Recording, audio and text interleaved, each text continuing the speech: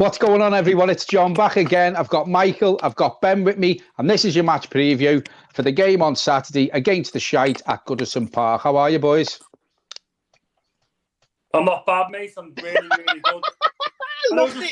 Loved it. It was Michael or me first, but Loved it. once again, nice one for having me on. Just a quick one for your followers, John, and all the people on Twitter and that. I know it's a bit shit at the moment of all that's going on. My direct messages are always open, as yourselves. If anyone needs any support or just a chat, my DMs are always open to make sure everyone gets through this together, because it's a bit shit. So we stick by it all together. Us Blues look after one another. Just to let everyone know it's all there for them. So give us a message if you want to talk or anything. Likewise as well, folks. Mine and Michael's, on the last video, I think I put out, it was a bit of I was struggling a bit. You know, it is getting a bit better, but we will get through this together as one big Blue family. And it's not even just about Blues. Anyone needs a chat, we are there. Before we get into the preview, we want to do something first time we've done this. So I've actually got involved with a company called Get Shirty. They are on Twitter. You can put orders in. It's like a mystery box. So what you do is you get in touch with them through their DMs. You speak to them. They will send you a box, as Michael's just showed you. We don't know what's in the box. You don't know what you're getting. I think Michael said it's 30 quid a box, and it is a surprise when you open it. Mine hasn't come yet. So Michael's going to do our first unveiling today. So let's see what Michael's got in his big box. Brilliant. Absolutely brilliant. The barcode, the discount code, just so you know, now, no, fucking hell, I can't talk, man. The barcode is DCL is God, and that will get you 10% off. So, guys, make sure you use it because it's a good discount. The shirt's on there, genuine shirts. It's a good business. It's Get Shirty. You will find them on Twitter, you will find them on Google, and they have different packages. So make sure that if you're going to go check them out, they're good for Christmas presents, they're good to just shirt collectors because you just don't know what you're going to get. And I have mine here, and I have not a clue. So these guys could have stitched me up with a Liverpool shirt in here, but all I fucking know. Imagine. So I'm going to, don't, honest to God, I'm shitting myself. So I'm going to open it now, and we're going to see who we've got. Fucking hell, I can't get in the box. No change there then. Yeah, brilliant. That's usually from lack of movement. Oh, here, we've got, I don't know if you can read that, we've got Sevilla. Oh, nice. Oh, yeah? Here we go. 2018-19 home shirt. Oh, yeah, look, with the tags. See, genuine. There you are, you see? There you go. Take that. There we go. So there you go, guys. So it's just a good little idea for your friends. If they're football collectors, get over to Get Shirty and get a shirt. DCL is God, 10% discount code. Use it. Absolutely smash the shit out of that discount code. And John, back to you on the preview. Yeah, get onto it, folks. Anyway, my thoughts first on Saturday's game. I haven't been this confident in a long time of going into a derby thinking that, well, practically knowing we're going to get a result. You know, listen, they're going to be like a wounded animal after getting beat 7-2. It can go both ways. Everton have to get at their weak spot, which for me was one of their strong points last season. They're playing a higher line this season. If Everton get at their back line, we're very capable of getting the 3 points out this game. The other end, for me, worries me still with Jordan Pickford. If we had a keeper who we could trust in goal, I would be 100% sure we can win this game. But he still worries me. So if Everton do lose the game, I expect it to be from another fuck up by him. But I think we're very, very capable of scoring more than one against that defence. What's your take on it, boys? Ben first. Right. I'm going to summarise it. It's going to be the battle of the holograms. It's one of my nice shouts I use all the time. You've got Adrian in their end and Pickford in our end. Both are very prone to mistakes. So like you said, I'm confident, but I'm not confident. This is a big test for me, for mentality-wise, of this Everton squad now, because years gone by, we've been confident every year, and they folded off against the kids last year, folded off again. That when Liverpool put out the basically C team, and that was probably one of the most embarrassed I've ever been as an Evertonian, to be honest. Yeah. In that cup game at Anfield. So I'm hoping to God that we can come out there and really put it on them. What about you, Michael? I think it's going to be an interesting game. I think for that, I think you've nailed it because our mentality is different. And over the last 10 years, Everton have not had the right mentality going in these games. You almost feel like the players have been scared. And I would say the derby a couple of years ago at home, might have been a year ago, and we got that 0-0 draw, but Salah went in and Pickford made a good save that essentially kept it at 1-0, and we had a couple of opportunities, and that was when I started to think that Everton's mentality was changing towards the derby. But obviously, under Marco Silva, it wasn't great. We ended up getting a 6-2 or 5-2 kicking at their place, and he left shortly after. Ancelotti then took charge, or Ferguson took charge of the game against the kids. And again, we wasn't good enough. We just wasn't good enough. It was poor all over the park. It was, for the first half, we battered them, should have been 3-0 up. In the second half, they completely dominated us, flatted us everywhere. So, for me, this game's really important to see where we are as a football club, where Ancelotti is as a manager with us, and how he's adapted the players and how he understands where we are. It's going to take time. But I expect Everton will be different going into this game, and I'm really confident. Yeah, I think the mentality Everton have had in the past, I think before they've even turned up at the ground, they've had that losing feeling. I think, Ancelotti, Seamus Coleman has said it in recent interviews that he did sit the boys down first day of pre-season and he showed them a video of the Everton spirit, and he just said to them, look, our mentality has to change. And them words from Coleman do seem to have worked because we're unbeaten in 7. And, we're playing confidence. It looks like we've got a few players back for Saturday. I will ask Ben, what have Everton got to do differently in this game to previous derbies to give them a good game and to get our first result against them for 10 years? Well, we all know Liverpool, they've got very, very strong fullbacks and wingers. So if you stop, like Villa did the other day, if you stop them utilising their strengths and putting them on the back foot, it goes in your favour. Yeah. So the likes of Trent Alexander-Arnold, Andy Robertson, Mane and Salah, they're the big four for me. If we can try and stop them playing, then we'll have a chance. It's going to be massive for Seamus Coleman, Luca Dean. James Rodriguez has been superb, brilliant the way he's been playing. But as you've seen, he sometimes doesn't drop back and help out as much. So the likes of Abdoulaye Doucouré, Allen being back is absolutely massive. He's going to have a big job on his hands to cut out them on the break.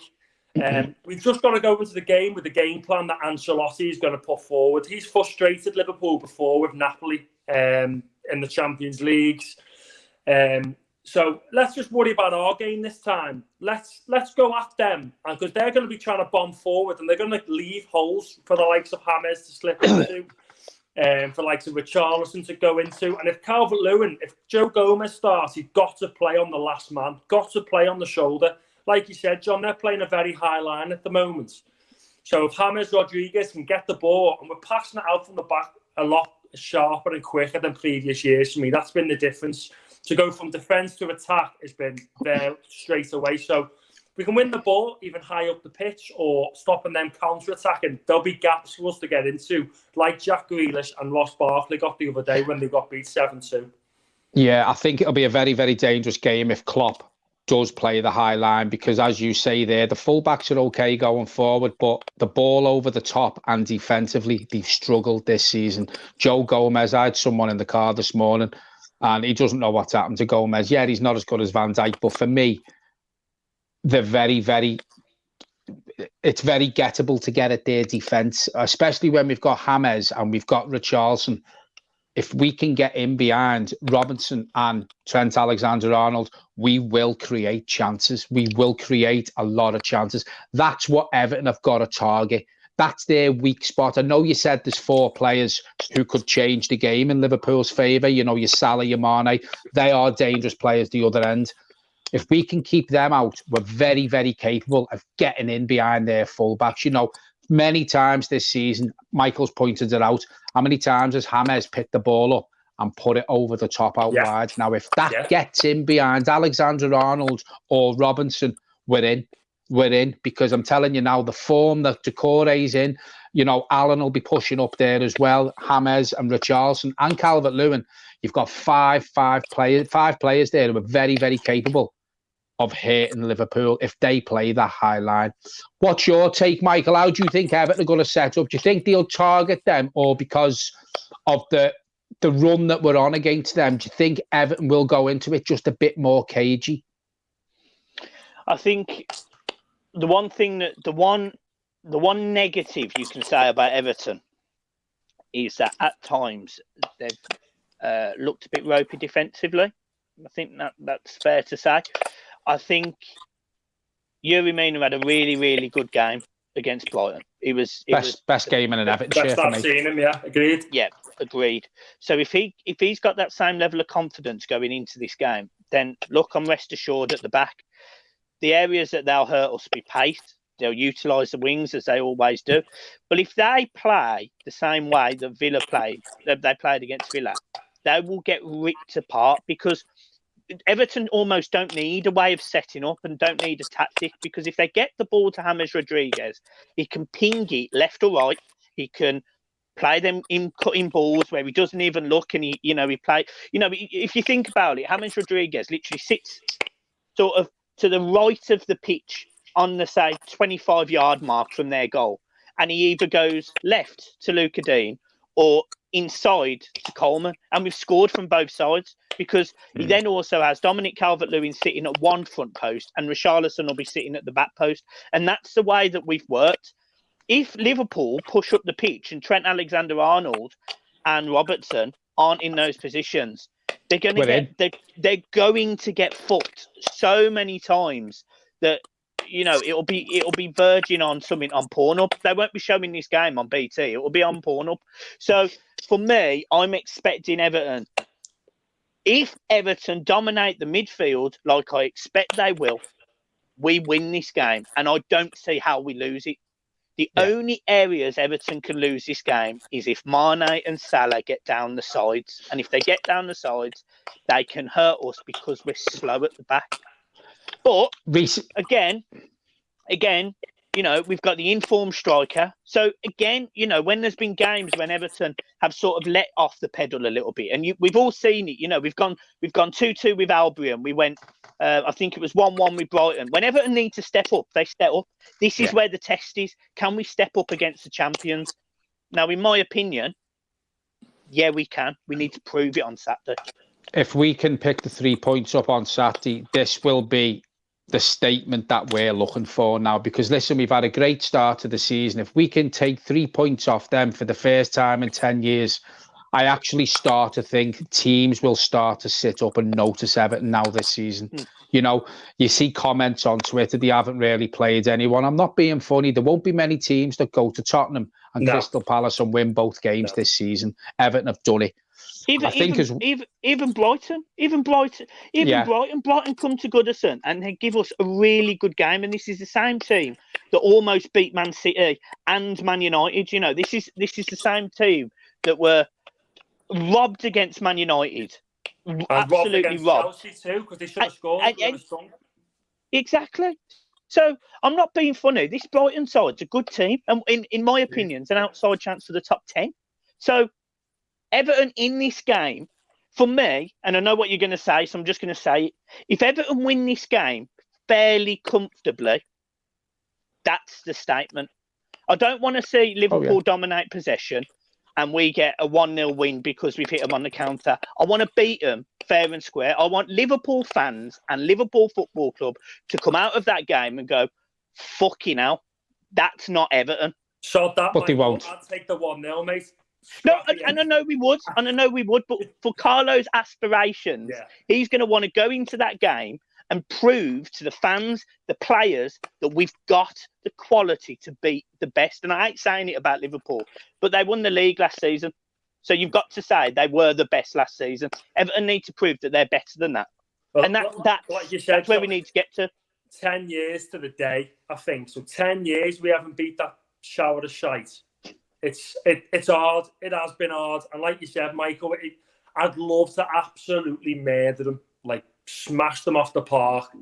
But if we can't, Ben, we'll take that sloppy 1-0 win just to shut them up. But and of course win with absolutely battering them in every part of the pitch to shut them up even more. Do you know what I mean? Yeah. I mean, one of the things I said, it's before the Villa game, we did our predictions video, and I said in that video, Villa's midfield is better than Liverpool's. Yeah. Villa's midfield? Yeah.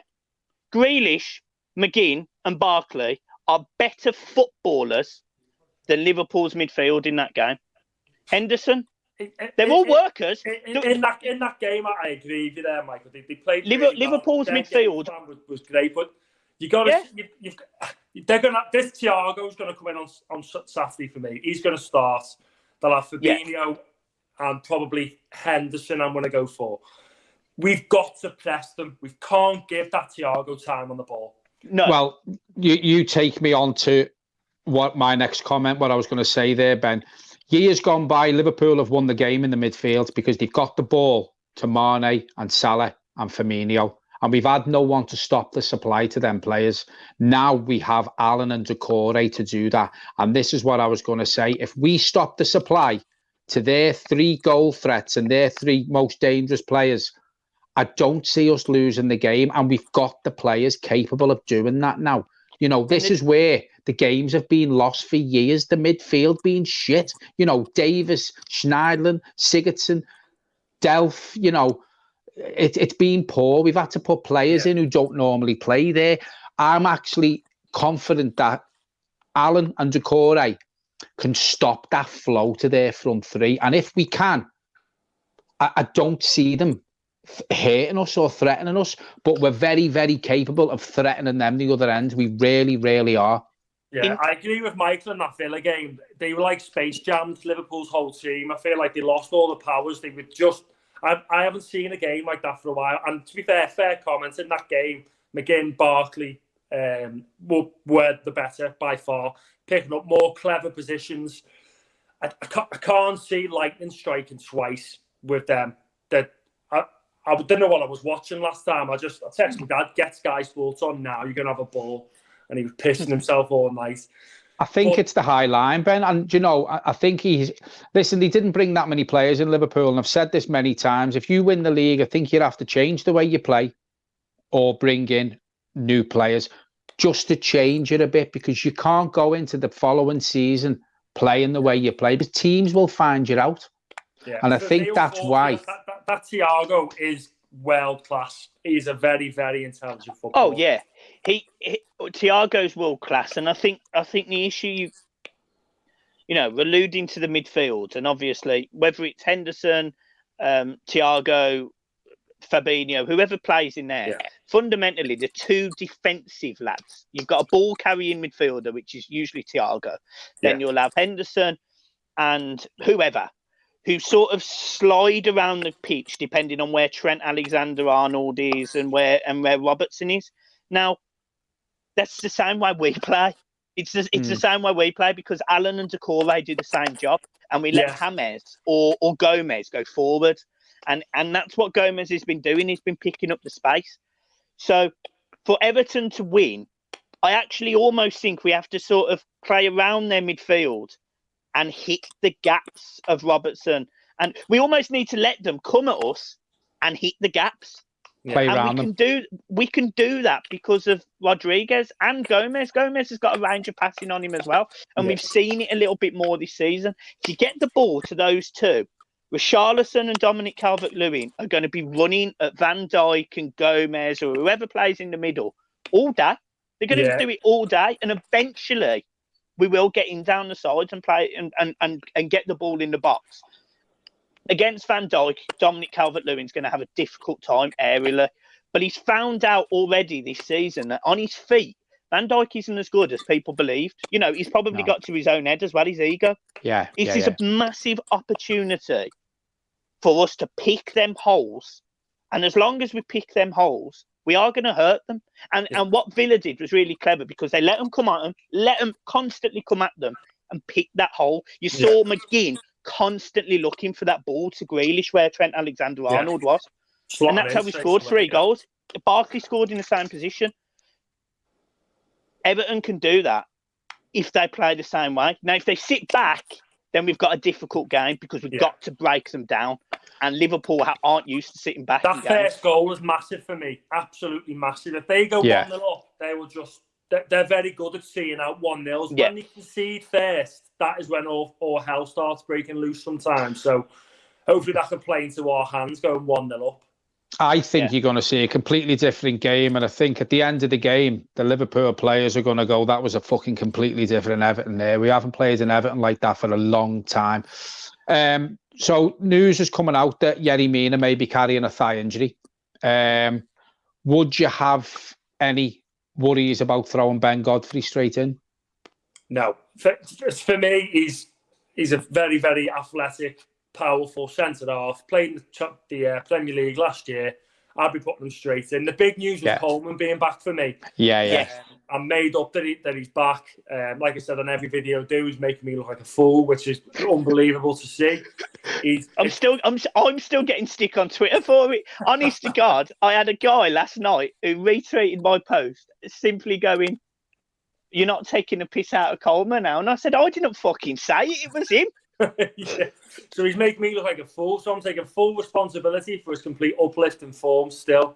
Too fucking right. But to be honest, Ben, I've had to eat humble pie over Dominic Calvert-Lewin. So we all say how we feel the way the players are playing at the time. Do you know? But it's great though, Ben, because there's nothing better than a player proving you wrong, because then that means they're playing well. Yeah, do you know what I mean? It's brilliant to see. So for me, Coleman being back's massive, and Godfrey at slot. I'd love Mina to be there because I think he's been very good and he'd be good early. But if Ben Godfrey comes in, the lad's an absolute tank. Can't believe the size when I've seen him. Yeah, he's big. And we've also got Gomez's back as well. It looks like he can... I'd put him straight back in the position he played, before he went out. He played really well there. More advanced. Do you know what I mean? So 22 minutes of being on now. Match previews are normally about 25, 30 minutes. So we're going to get on to your team. What do you think, Ben? Well, you've just answered a pretty much straightforward one there. So I'm going for Pickford in goal, Coleman right back, Mina or Godfrey, dependent on who's available. Michael Keane, Luca Dean. I'll be doing a 4-3-3. So again, Alan is your 6 for now. Decore tracking in up and down, and I'd be putting Gomez in 2. And then you the bog standard James, DCL and Richarlison. For me, I'd be putting Gomez straight back in there. However, I thought hats off. Tom Davis, thought he played all right against Brighton. Thought he did well, but you can't leave out someone like Gomez who can change a game. And before his little knock, I think he was playing really well. He was playing better in that position, wasn't he? More advanced. Do you know what I mean? I think I've always said this. I think Gomez went off the boil a bit. Yeah, he had the leg break, but he also struggled when he lost Ghana guy next to him. Now he's got Decore and Allen there. It's allowing him to play much more further forward. And that's all he's got to do. Look for the pass. A bit like James. We've got a lot of quality flair players in that team now who can pick a pass. We're not used to it. And that brings me on to the goals Dominic Calvert-Lewin scored as well. He's scoring more goals now because he's got a better quality of player behind him. Do you know what I mean? And again, as I say, I'm eating humble pie now over Dominic Calvert-Lewin. But he looks so much more confident. I'm also liking his hold-up play as well. His hold-up play is better. And I think the reason for that as well is when he's holding it up, he's having a look around who he can pass to. When you've got the likes of, Allen and James to pass to, there's quality everywhere where he can look for. Do you know what I mean? I think these players coming in have lifted the whole team massively. Do you know what I mean? Michael, team? So we've got the same back 5: Pickford, Dean, Mina, Keane. If Mina's not fit, Godfrey, Coleman, Alan, Decore. I'll make one change in midfield. I'll bring Sigurdsson in instead of Gomez. Fair, yeah. I'll explain why in a minute. You better not. And obviously the front 3 are standard. Sigurdsson. So first of all, Sigurdsson, I think, started the season incredibly well. I think Sigurdsson has been comfortable on the ball. His passing range has looked better.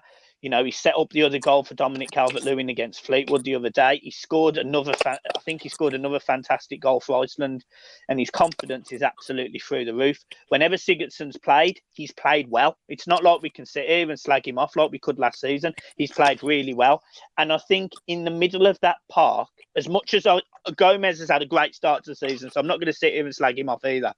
I'm happy either of them starting, but I think Sigurdsson's more adaptable. So when Gomez goes forward, I'm expecting Gomez to pass the ball to Luca Dean, but you've seen at times he's had to turn back and come back. You know, he's had to, you know, I saw him at the edge of the box against West Brom. He's had to turn and come back to Allen to help him out. Whereas Sigurdsson will get a yard and he'll shoot. And I think with Adrian in goal, I think that could be dangerous. And that's the only reason I play Sigurdsson over Gomez, because I think from an attacking perspective, although he's been doing the defensive work as well, I think Sigurdsson possibly offers you more. No doubt Gomez is a better player, but in this game, I just personally play Sigurdsson. Fair enough. So it'd be a discussion for your followers to have a look on the comments on YouTube. Let them have a little debate and see what they think. Be interested to see both parties and both points. Yeah.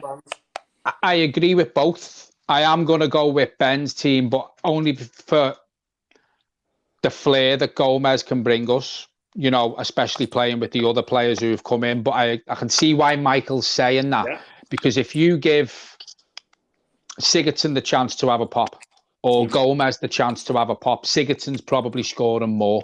Yeah. So I can see why. And that's the only reason. Just because if Alisson was in goal, Gomez 100% starts every game against Liverpool. Yeah. But Andrian's in. Yeah, fuck it. I get that. But I prefer Gomez full stop compared to Sigurdsson as a, you know what I mean, to be in my team. So here we go, boys. Core predictions now. Right then, I'm going to give you two. I'm going to go, my knowledgeable head is going to say 2-2, but my heart is saying 2-1 Everton. So I'm going to give you two there. I'm hoping my heart, because I'm desperate for the win, but my head is saying 2-2. So there's my two. Michael? 3-2 Everton. What do you reckon, John? Everton score 85th minute. Oh, even better. Sod the lockdown. Yeah, we'll go to home. Scare Lancashire's all right. No, I go 3-1. Me, I think they'll score because we are still a bit ropey at the back, especially Pickford. But the way their defence is playing and they've got Adrian in goal, I reckon Adrian's probably worse than Pickford. I'm not, you know what I mean? And that's probably a big statement, that. But for me, 3-1 comfortable. And I can see us having the majority of the possession as well. I just think we're going to give them a completely different game and they're going to be in for a fucking shock. And just to sort of jump on that, John, just as I say, you know, fucking hell. If Everton win this game and we go 8 unbeaten, 8 straight wins, what's achievable this season? A lot of Everton fans are saying Europa League. A lot of fans are saying European Football Champions League. Right, okay. Realistically, if I was to say to you, give me a number 1 to 20, where'd you put Everton? Right, if we win Saturday, the confidence will be even higher than what it is, because this will break a mental block for Everton. Yes. And they will feel confident that they can beat absolutely anyone. Imagine going 8 unbeaten and that 8th game, you've broke your duck against them from 10 years. So I'm not going to sit here and say we'll win the league because I don't want people to take the piss out of me. Yeah. If we don't. But obviously, Ancelotti's word at the beginning of the season, when he got asked, where do you want to finish? Number 1. That is good to hear that from your manager. Do I believe Everton will win the league? Probably not. Only because I worry about injuries.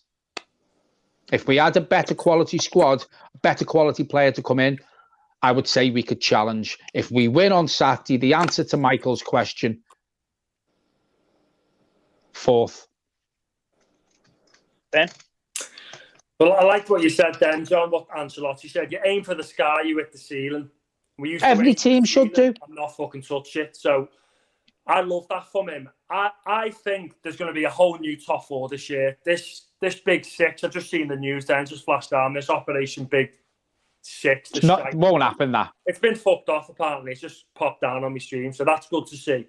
But I can see a whole new top four this year. I've watched all the games, and the likes... I've got a horrible, weird feeling. Teams like Chelsea and Arsenal, we can go at them. We could have a real good go. Said it.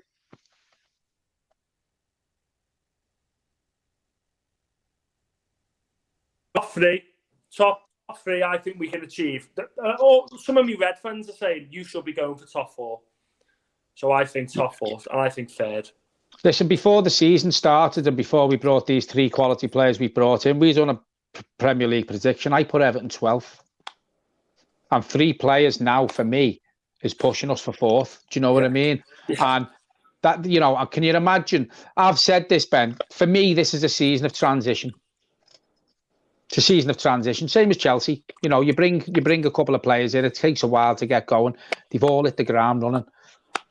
Listen, we still need, for me, 3 or 4 players, quality players in the team. It doesn't happen overnight.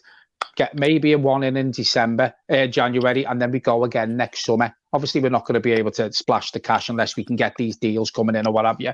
But it's a transition. Top 4 this season, and then next season, just go for it. Just fucking go for it. I think... Go on. I was going to ask you one more thing, just while we're here. Obviously, Championship deadline day. It's coming up. Do we think we will strengthen? Now, I'll tell you where I am. Categorically, I am convinced we're going to sign Josh King. And there's no reason for it. 0 reason. I'm just convinced we're going to sign him. Don't know why. I just think we will. I'm going to give Ben what I always give him. Go on, Ben. Yeah. The thing with Josh King is there was definite interest from us. It's not even... there is interest. Bournemouth rejected a £13 million bid from West Ham. They're looking for £20 million. It's not going to happen. It's not happening. Everton, Josh King needs to leave Bournemouth. He's one of the highest paid players there now. I think they want him off the books, don't they? They want him off the books. They do, John. They want him gone. So are we playing the waiting game? Maybe. Who knows? Let's see if this Ben Rama deal goes through with West Ham. By all accounts, Bournemouth have seen their arse with West Ham for agreeing personal terms without a deal being agreed. So, do I think we sign him 50-50? It's go up in the air. Would I take him all day? Plays across the front three. I think he'd be brilliant. Good addition. Good squad depth. Do I think it happened? I don't know. I can't say for definite. Probably not. Going off the preview just for quickly, you know, there is a lot of good players in the Championship coming up to Friday. You know, you've got Max Aarons, you've got Saar, you've got, you know, as you say, Josh King, Buendia, I think his name is. I can never say his name. David Brooks, another one. David Brooks, he's at Bournemouth, I think, isn't he? He's either winger or something. Yeah. Ishmael Saar. All day. But, again, they want Man United. massive fee, which I don't think we're going to pay. Man United, I'm convinced. I think he's going there. Right. So I think that's it, folks. Happy with that? Yeah, made up. Just a quick one. One of my mates is an anaesthetist on the working for the NHS in Walton Euro and Aintree. So just a shout out to him, Tom, wouldn't it, for keeping the battle on. He's obviously dealing with the ICU COVID ward. So keep doing your job, mate, and it's keep fighting on. Like I said at the start, we'll get through this together. So yeah, we will. Well done. Did you say his name was Tom? Tom, yeah. Yeah, well done, Tom, mate. We do appreciate what you and the NHS are doing, mate, because without you, we'd be even in more of a shit show than what we're in. So keep going, Tom. We do appreciate your work you're doing, mate. And as Ben says, you know, there is light at the end of the tunnel. So we appreciate your work, mate. 100%. Are we done? Yeah, cheers, lads. Ben, thanks very much. Thanks very much for coming on again. Anyway, folks, just before we do end the video, don't forget, subscribe to the channel, hit the like button, hit the notification button, tell your friends, tell your family. There is a watch along on Saturday. We are going live at 12:25. Join us because it's going to be... Might be a bit earlier, as Michael says. Just, it's going to be a little bit earlier, stop. because I want to. Can you fucking stop talking a second? Shut the fuck up. Fucking shut up. Yeah, it might just be a little bit earlier, just because I think we should probably do a bit of a build up to this game. To be fair, yeah, and probably 12:15 then, folks. I'll be tuning in, lads. Anyway, it's right, Ben. You can come on if you want. I'll send you the link. You can come on if you want to do the watch along with us, unless you want to watch the game on your own. That's fine. Let us know. You can come on for the bit before if you want, Ben. Yeah, I might come on, just say hello and the build up and the team news, maybe if the fans want that, you can comment that on the section. I'm not being funny, Ben. I'll tell you the answer already. The fans absolutely love you coming on. So if you want to come on 12:15 for 10 minutes, talk about your thoughts on the team news, you're more than welcome, and they would appreciate because they all that. fancy him. Even the fellas. Even the fucking blokes. Right. Thanks very much, folks. Thanks very much for tuning in, and we will be back on Saturday if we're not back before. Thanks very much, everyone, for watching, and cheers. See you later. See you, Ben.